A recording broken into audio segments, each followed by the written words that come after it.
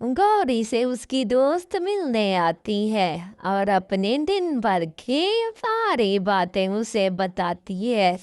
गौरी, मैं तो आज थक ही गई हूँ, मैंने आज बहुत काम किया है। कोई काम वाली हो तो मुझे बताना। तुम्हें तो हर वक्त अपने मसलों की पड़ी है। मुझे तुम ही बताओ कि मैं अब इस दफा फसल में क्या उगाऊं। मुझे समझ ही नहीं आ रही कि कौन सा सीजन चल रहा है। ऐसे वक्त गुजर रहा होता है और गौरी को उसकी दोस्त टमाटर उगाने का टमाटरों के बीज बोने के बाद गौरी बड़ी मेहनत करती है। रोजाना खेतों में पानी डालती है, बीज, और ऐसे ही वक्त गुजरता रहता है। ये जल्द ही टमाटर बड़े हो जाते हैं।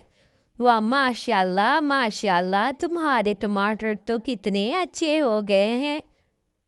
बस मेरी मेहनत का नतीजा है। मैंने बहुत मेहनत की है इन टमाटरों पे।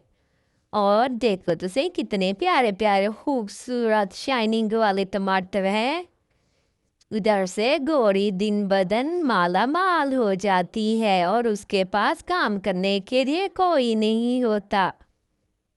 क्यों ना मैं एक नौकर रख लूं, घर के बर्तन भी धोया करेगा और जो कोई पार्टियां शार्टियां होंगी उनके बर्तन वगैरह भी धोएगा, सफाई भी करेगा। मुझे लगता है कि मुझे कोई ढूंढना चाहिए काम वाला, मेरी दुकान पे भी काम करे। ऐसे ही कुछ अरसे बाद उसे कल्लू मिल जाता है। कल्लू कल्लू, ये देखो ये सारे बर्तन है, तुमने ये सफाई करनी है, धोने हैं, और इसके बाद तुमने मेरे खाए खेतों में आना है, उनका ख्याल रखना है। मैं तुम्हें मुंह मांगी कीमत दूंगी हर महीने। ऐसे ही गौरी कल्लू को खेत दिखाती है।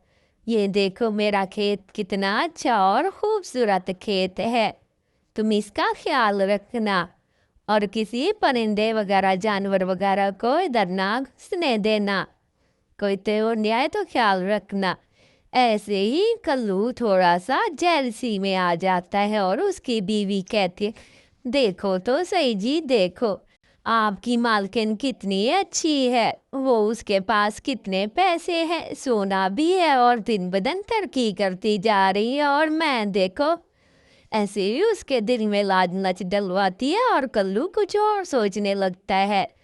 ऐसे ही वो अगली नौकरी भी ढूंढ लेता है कि फारिग बैठने से बेहतर है कि मैं दो दो नौकरियां करूं।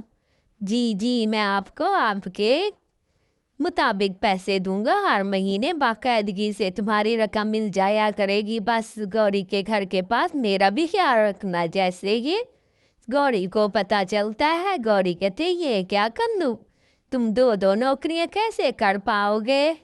बस मालकिन मैं कर ही लूंगा, बस मुझे आपकी इजाज़त चाहिए। ठीक है कल्लू, जैसे तुम्हारी मर्जी है। ऐसे ही कल्लू को लालच आ जाता है और गौरी का सारा खेत बेच देता है। बेच के जितने भी पैसे आते हैं वो उठा के वहाँ से चल पड़ते हैं और कुछ सिक्के बोरे में भी रख लेते हैं कि हमें मुश्किल वक्त में काम आएंगे, और ये सारा कुछ छुपा के वो वहाँ से भाग जाता है और कल्लू वहीं रह जाती है। कुछ अरसे दिन गुजरते रहते हैं लेकिन कल्लू काम से नहीं आता। जैसे ही गौरी अपने खेत को देखने जाती है वो तो हैरान परेशान हो जाती है।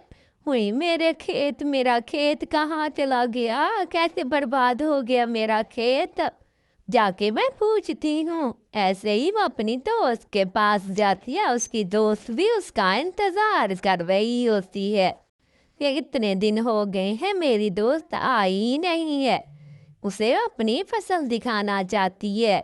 इंतजार करते करते बहुत दिन गुजर जाते हैं। आखिरकार उसके खेत में जाती है जहाँ पे स्ट्रॉबेरियाँ लगी हुई होती हैं। बहन क्यों नहीं इतना अरसा हो, मैं बस कल्लू का घर ढूंढ रही हूँ, उसने मेरी सारी फसल तबाह करके पता नहीं कहाँ चला गया है। चलो हम ढूंढते हैं कल्लू का घर, कहीं ना कहीं तो मिल ही जाएगा कल्लू का घर। तुम परेशान ना हो, मैं तुम्हारे लिए कोई और ढूंढती हूँ नौकरी के लिए।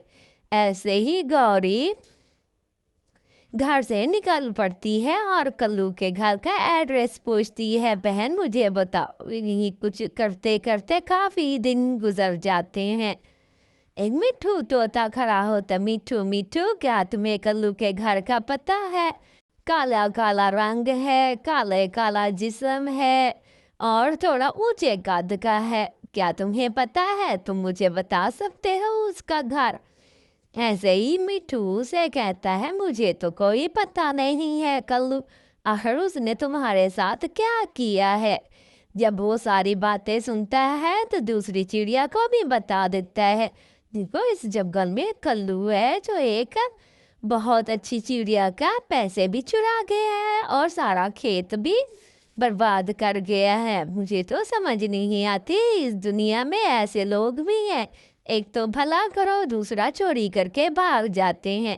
بیچاری چڑیا بڑی پریشان ہے، وہ اس کو ڈھونڈ رہی ہے۔ چلو ہم بھی ڈھونڈتے ہیں، پتہ کرتے ہیں کہ آخرکار وہ کون ہے، کہاں ہے، کدھر گیا ہے۔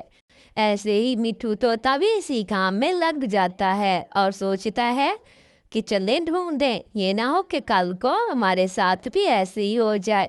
ہاں بہن میں نے پتہ کیا ہے، لیکن مجھے وہ کلو کہیں بھی نہیں ملا، دیکھتے ہیں کہ کہاں پہ ہوگا وہ کلو۔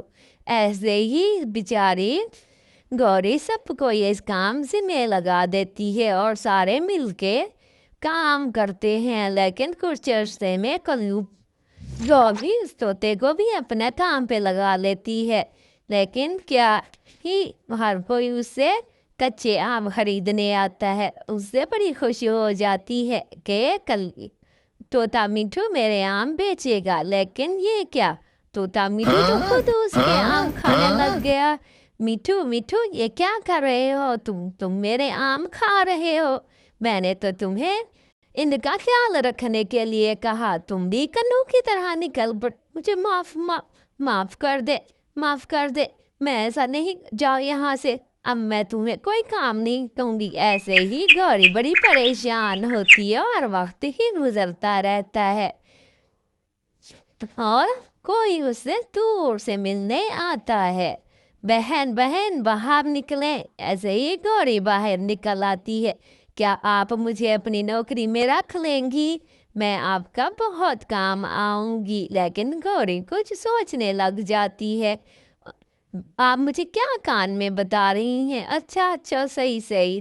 ایسے ہی وہ مٹھو سے معافی مانگنے آتا ہے، مجھے معاف کر دیں، میں بہت شرمندہ ہوں، مجھے بھوک لگی ہوئی تھی اور مجھے سوچ ہی نہیں آ رہی تھی۔ ایسے گوری اسے معاف کر دیتی ہے اور مٹھو اس کے بہت سارے کام آتا ہے، اسے خبر دیتا ہے کہ کلو کہاں رہتا ہے۔ اگلے دن گوری اپنی اسٹرابری کے پاس، اپنی چیری کے پاس کھڑی ہوتی ہے کہ اب میری چیری کا کون خیال رکھے گا؟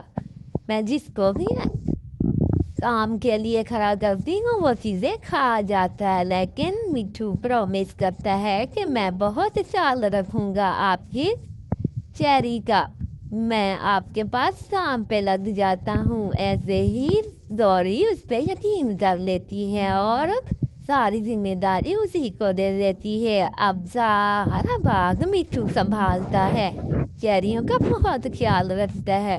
اگلے دن کلو ڈھونڈ رہی ہوتی، دیکھو گوری تم نے مجھے کہا تھا کہ میں تمہارے چیزوں کا خیال رکھوں گی، لیکن تم نے یہ غلط کیا ہے، یہ کیا کیا ہے تم نے؟